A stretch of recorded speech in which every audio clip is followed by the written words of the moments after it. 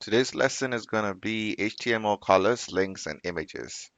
So without much ado, let's dive straight into the lesson. So in this lesson, we are going to be looking at the coloring mechanism for our HTML elements.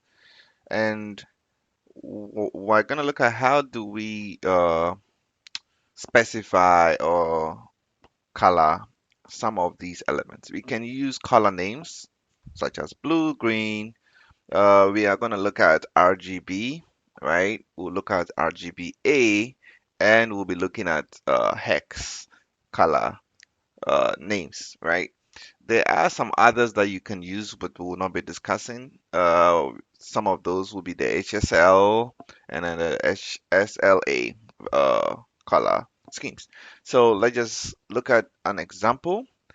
So I'm gonna have the first one we're going to look at is just a simple color name, right? So, and let's try to write an entire HTML this time. So you have our doc type, HTML, right? And we're going to have our HTML. Let's get used to writing this.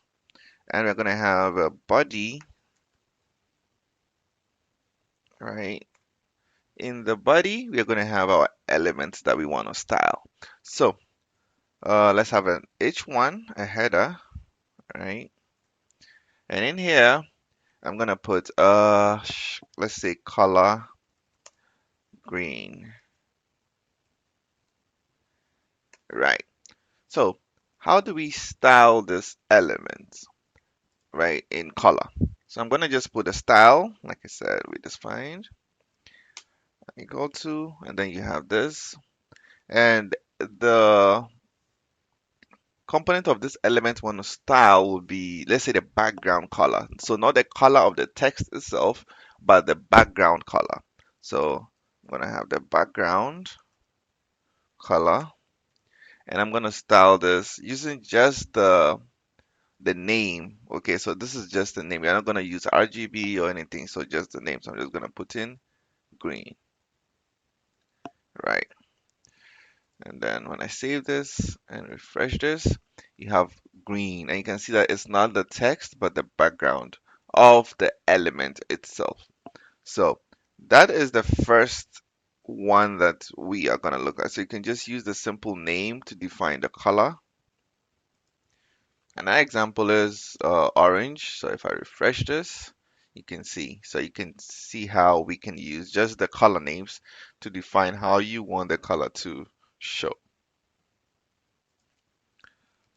And if we wanted to change the text color of the first one, what we can do is to target that element component, right? So we are going to be looking at just the color, and we are going to set that to, let's see, red. Right, so we can see the change. So if I refresh this, you can see that the text color changed to red. Let's also target the border of the element. So let's create another header element, and so let's just say border color, right? And then let's style this, and it's gonna be the border, and we're gonna make it a 2 pixel thickness. It's gonna be solid, and it's gonna be, let's see, violet, right? So this is the color, this is the kind of the thickness of the border, and it's solid. So we can have dotted lines and all that. So this is just a solid continuous line. So if I refresh this, you can see the border right here, right? So if I make this 4 and I refresh this, you can see it's thicker, right? So you can target the border also. You can change the color if you want. So apart from defining it by color names, we can also define the color using the first one I want to look at is RGB, right? And an example is what we're going to look at right now. So we're going to have a header again, and let's just put in the uh, RGB, and let's put color, right? And let's style this background color so we can actually see. So we're going to have style, and we're going to have the background color, and I'm going to put in there, instead of putting whatever color in name, I'm going to put RGB to specify that I'm going for the RGB color format. And I'm going to put the 255 is the value of the R, which is the red, right? So RGB simply means it's a combination of three colors that you combine together and get a final color. So we have uh, red, green, and blue, standing for RGB. And these are added together in various ways based on the number that you specify, and then to produce uh, a unique color, right? So that's all about RGB. Uh, for RGBA, which is what we're going to be looking at later, the A is red, green, and blue, but the A stands for alpha, and that sets the transparency of the color. So it's how transparent you want the color to be, and we're going to look at that right after this. So let's just set this up. So the 255 is the weight of the red, and I'm gonna add maybe a 99 for green, and maybe just a little bit of blue, which is maybe 70. Let's see, 70. And if I refresh this, you can see that it looks more orangey, right? So that is how the RGBA looks like, right? So what I'm gonna do is I'm gonna copy this, so I put it here and say RGBA because I want to check the transparency. So with the transparency, I'm gonna put in there how transparent do you want this to be. So if I say 100%, that's so you can see.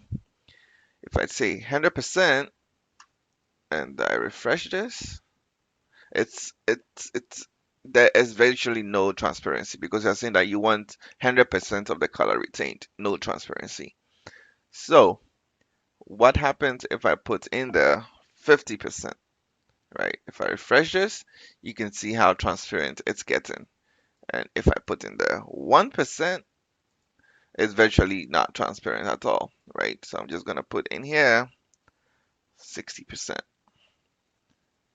right? And you can see how transparent. So that's the difference between the RGB and the RGBA. And just because we are talking about tools cues, I would like to just look at the HSL color format. So I'm just gonna put in an H1 again. Just put as HSL color, right? And I'm gonna style this. We'll change the background. And here, the way you specify HSL is you type in your HSL, and then with HSL, uh, first of all, HSL is typically a model used in numerical color specifications, right?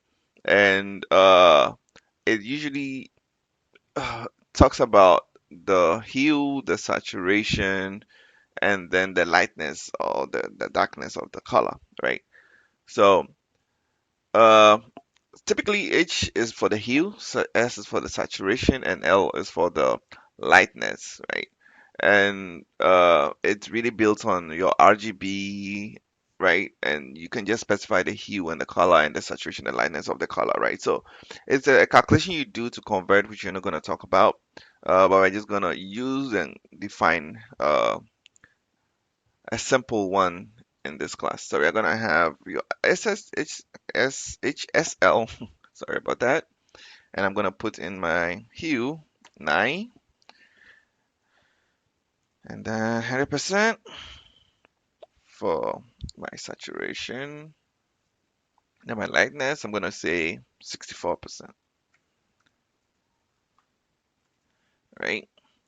And then I'm gonna refresh this, and you can see, right?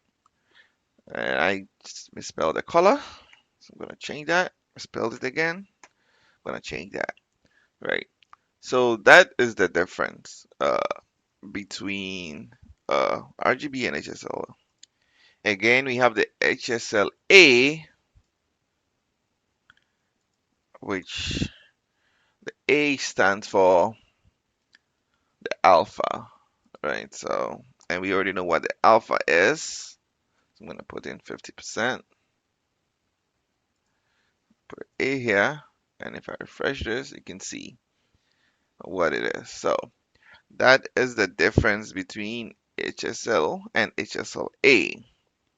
The next one we're going to look at is our uh, the other type of color, which is the hex, and this is just a numerical number that is associated to every color, right?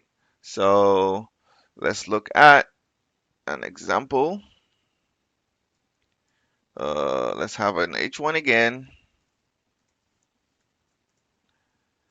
I'm gonna say hex color, right? And same background color, style this background color, and I'm gonna put in the numerical. So it always starts with a hash and then the color that we seek. So 6347, right? So this color. So if I refresh this, you have hex color, right? So these are the three that we are going to look at, and you can always Google it if you're looking for a specific color. There's a color picker you can always search for just to know what color that you want, and then you can use that value. No need to memorize it, just look for it, and then you would find it. The next thing we want to look at is the links. So links are found in nearly all web pages, and it allows us to click and open a new page in another window, the same window. So it's just a way to access other pages. So how do we specify HTML links or hyperlinks, right? And that's what they are. They're actually hyperlinks. So you can click on the link and then you jump to another document, right? Or another page. So when you move the mouse over the link, normally what happens is the mouse icon turns into something like a little hand, right? And that tells you that you can click. It's a clickable link. So what's the syntax? I'm going to leave this background color here. Tell us that we are on the links. And then this is how I'm going to write the formatting down here. The A tag is the anchor tag that we use for this. And so I'm going to say link to Google, something like that, right? And we have to use the href element, and then the URL will be in there, right? So this is the format for your links, right? The most important attribute itself is the of the A element is the href, right? Once the href is there, that's where you indicate the destination of your link. So you always have to have that attribute in there, right? The text is the what's going to be visible to the user. So link to Google is what's going to be visible to the user, but the href attribute tells the user or is what is going to be opened when you click the link, right? So let's have a real world example. So instead of the URL, or maybe you can just, yeah, let me just edit this and put in the HTTP, uh, let's do your double colon, let's do www dot google dot com, right? So we have our A tag and our link. So let me refresh this. So it says link to Google. So you can see when I hover over this, it becomes a hand. And when I click it, let me click it, open a new tab, it opens Google, right? So that is what the link does, right? So I just put in a new link here, link to Yahoo, and you can see that this is in blue, this is in purplish. So by default, an unvisited link is in blue, right? So you can see because we haven't clicked this link, it's in blue. Uh, a visited link is in purplish, right? And an active link is underlined, right? So you see it as an underlined link. So that's the difference that I wanted you to notice. By default, if I click this link, right, it opens it in the current tab window, right? Oh, but we can specify uh, this in as in our a tag attribute, right? So, and the attributes we use to do this, uh, we call the targets, right? So I can add target attribute, and in here there are multiple queues of this, multiple values we can put in here. We have the underscore self. And what underscore self does is the default, right? It opens the document in the same window or tab. So it's just like what we just did. If I refresh this and click this again, you see it's going to open it in the same tab. That's what the underscore self is, right? And what another queue of this or another type of target value we can have is blank, right? And what underscore blank does is it opens the document in a new tab, right? So if I refresh this and I open Google again, you can see that it opens it in a new tab, right? We also have the parent, right? We can have the underscore parent, right? Oops, not parent, parent, right? If I do this and this, you can see it opens it in the parent elements, right? And uh, there's another type, but we'll not be looking at that. We call it a top, but that opens the document in the body of the window, right? So uh, it's like this, right? And so when you refresh this and open it, it's gonna be in the body of the window. You're not gonna see it because the body is where we are right now. So yeah, so that is the different cues of your target element. Another thing that we would want to look at is what is absolute URLs and what is relative URLs. So both of the examples that we have used in this in the above example are both absolute URLs, and that's a full web address. Anytime you have a full web address, that's an absolute URL, right? Another type of URL that we can have is the relative URL, and that's more like a local link, right? In a folder somewhere, right? It doesn't have the HTTP www part. You just have to uh, map it to where your file, your whatever you want to show is located. And we're going to take a look at that. So before that, I'm just going to copy an image into a folder, and then we're going to use that. So I'm going to create a folder here. And let's call it CSS, right?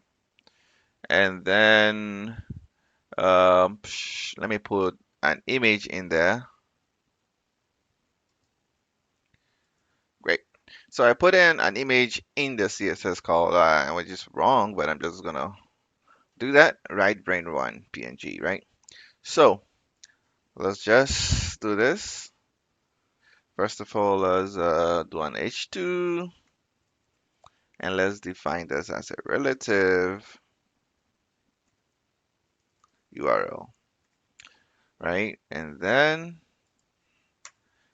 let's create a P, which is a paragraph. And in the paragraph, sorry, in the paragraph, we want to have our anchor, which is our A, and then we're going to say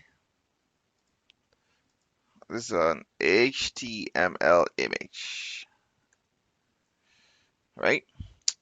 And this is where the relative URL is going to come in. So I'm going to direct this so I'm going to use the href,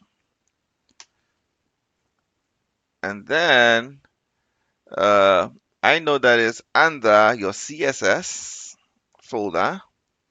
So you're gonna direct it, right? So now you have your right brain PNG.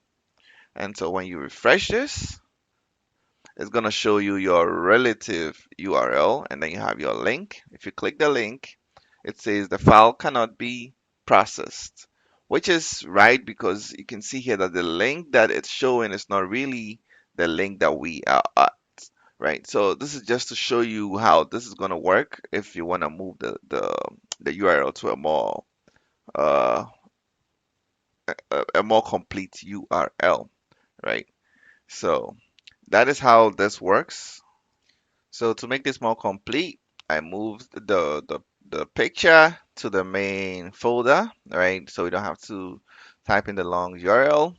So the right brain is in the main folder where the index file is. So the href is now updated to just the main folder, right? So again, it shows the link. If I click it, I should be able to see the link now because it already contains the whole path to the link, right? So you can see it right here. So that's how relative and absolute URLs work. To use, and maybe this is what we should have done the first time, but if we wanted to use the image itself as a link, instead of using the A tag, we could have used what? An image tag, simple as that, right? So, uh, for example, we have our A anchor here, right? And in here, uh, we're gonna have your href, right? And I'm gonna just put in the default.asp, right? And then in your A tag, I'm gonna have an image, right? So you're gonna have the image as the link, right? So I'm gonna put an image, and the image, as you can see, has no like closing tag, right? So you have to put everything that you wanna put in there. So I'm gonna have my source, so attribute, and my source is gonna be, let's still use the right brain, right? And then you can have your alt. We talked about this, which is in case you cannot find the HTML image, sorry, what text do you want it to display? And then you can style this as in like you wanna, let's try and make it smaller, right? Because it was really big. So I'm gonna style the width and the height to say 30 pixels, and then the height to 30 pixel, right? So if I refresh this, you can see the maybe 30 was too small. Let's double it up. 60 by 60. Okay. So you can see here, and it's a link. You can see the the hand showing that it's a link, and it's gonna go to default.asp, right? So if I click this, it tries to find default.xp, which we don't have, right? So that is, or if we wanted, let's just put Google. Let me just copy this whole thing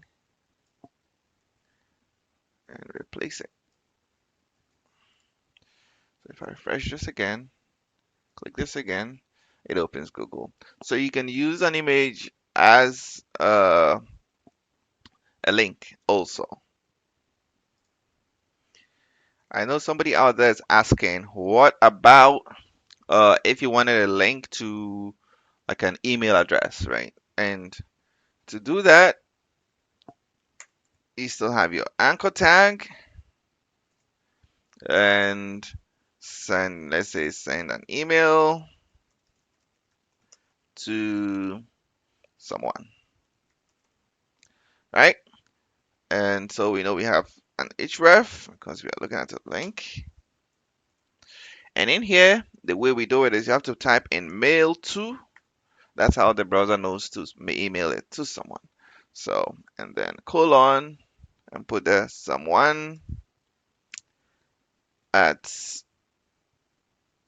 e test.com, assuming that's a good email address. So if I refresh this, you have the send an email to someone and a link, and when you click it, it's supposed to open that. Okay, so that is it. And the next one we want to look at will be what if we wanted a button as a link? And we haven't talked about buttons, but a button is also HTML element. So if you wanted to make the button a link, you can do that. So let's just try an example. So we have the button tag, and in here, just uh, button link. And then instead of href for buttons, we use on click, right? So if you click this, what do you want it to do? So I put it on click, and then use the document dot location, right? And then you pass in whatever, let's say default dot asp, right? That's a single quote, right? So if I refresh this, I have my button and it's a link, right? As you can see. So to put it into perspective, I just replace the whatever I just put in the same google.com link. If I refresh this and I click the link, it opens your google.com. So that is using a button as a link. Finally, let's look at if we wanted to show uh, a tip, like a tool tip. Maybe just give extra information about what the link is doing or what it's doing. So uh, we use the title attribute, right? And we talked about this briefly. So I'm going to have my A tag. That's not the way we do it. And then say visit Google, and Google has to pay me for this, uh, for help. Help. Let's put exclamation, right? And then we have the href, which actually gives you the link. And I hate to type it all over again,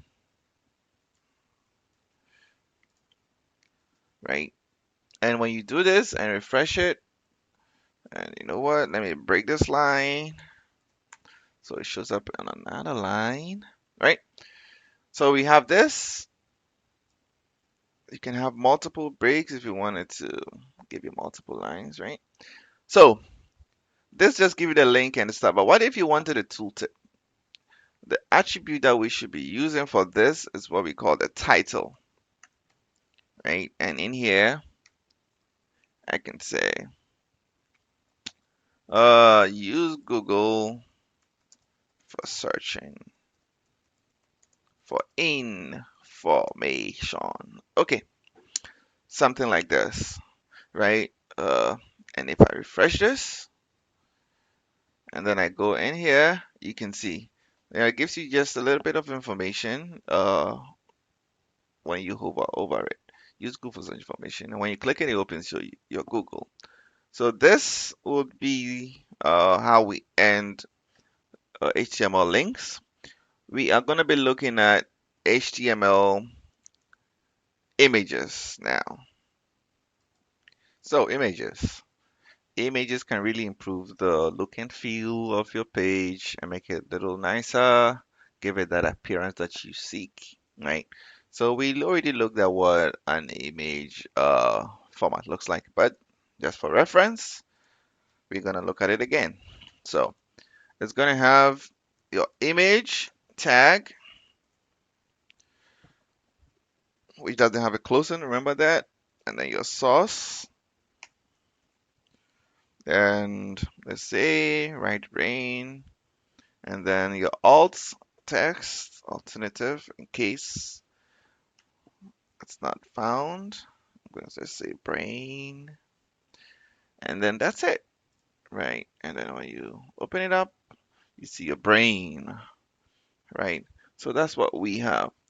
The syntax is easy. The image tag is used to embed an image into your web page, and uh, it's actually creates like a holding space for your reference image, right? So it creates kind of like a container for your image, right? So we'll look at how we can constrict that container to a specific size, but that's what the image does. Uh, and again, the image tag is empty. That means that it doesn't have a closing tag, and it has two attributes, which is your source and then your alt, right? Your source is the actual image, the path to the image, right? So it can be a relative path or what we discussed, right? So, and we have your alt, which specifies a text for the image, right? So that is the syntax. So let's look at the source, right? The source and the alt, like we discussed, always work hand in hand, and you would want to always have the alt in your image tag. So in case it cannot find the image, it will display the alt attribute, right? So to constrict this image, I told you that the image acts like a container, like something to hold your image. So we can constrict that image to a specified size. And to do that, we use your width and your height. Your width and your height attribute. So I'm just gonna put in the width, DDH, and then say 80, and then your height, I'll put in there 80. So if I refresh this, you have it in here 80 by 80, right? So that's how we defined a width and a height for it, right? Uh, One more thing that you can use is if you decide to style it, you can use a width of say 100%, right? If you wanted to have the original, no, there's no reduction, right? You can use 100% and you can style it that way. One other way you can rewrite this is instead of using the width and height as different attributes, you can use the style attribute, right? So I'm just gonna copy this, and then instead of using width and height as different attributes, I'm just gonna say style attribute, right? And in here, I can now say my width should be 100, and then height should be 128, or let's say 100. Let's keep it 100 by 100, right? So we can style it this way. Let me have a break so it goes down. And if I refresh this, you can see 100 by 100, right? So if I want to pixelate it, right? So 100 pixels by 100 pixels, right? If you just leave it 100 by 100, it takes it as a percentage. So it sees it as the default height as we saw before, right? So that is how we use the image, sorry, the style as an attribute to kind of limit the width and then the height, right? So what if your picture is in another folder, right? So if your picture is in another folder, which is relative, we discussed this, all we need to do is to direct our source to that relative path, right? So we are already in our current directory. So if I click this, it goes into, we need to go into our CSS folder, and then we still have our right bin one, right? So if